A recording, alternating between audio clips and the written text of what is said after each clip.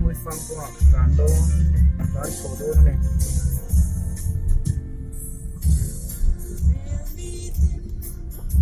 cán sổ mẹ cái tụi này hen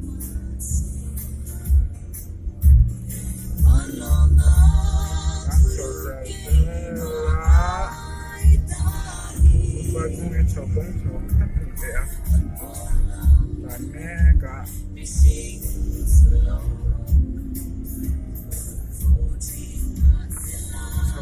khúc mà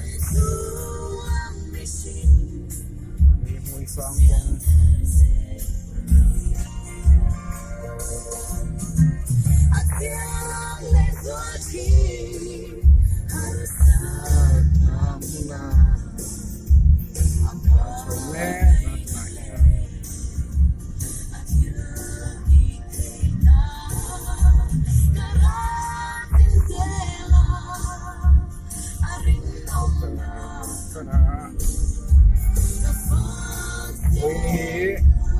isong parian February isang pagkakani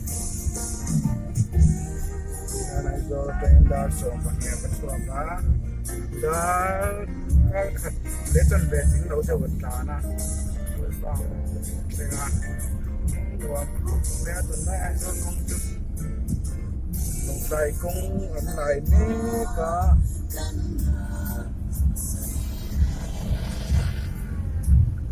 ay so kung ano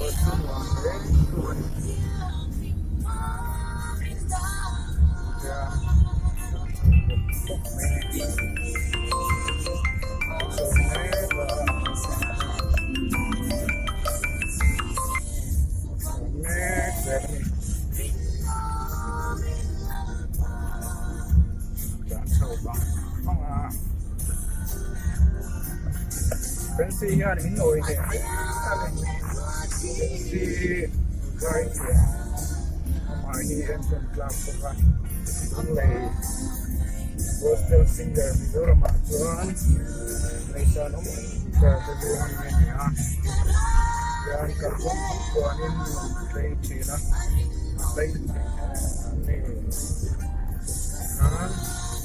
Kaso,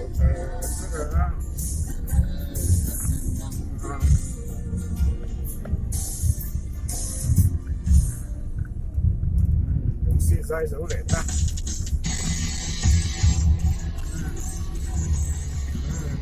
đàn nghe để ra đầu vòng vòng cái này anh dar để mình sống đi sama nia cuma ada itu kan ini ya ini tadi ya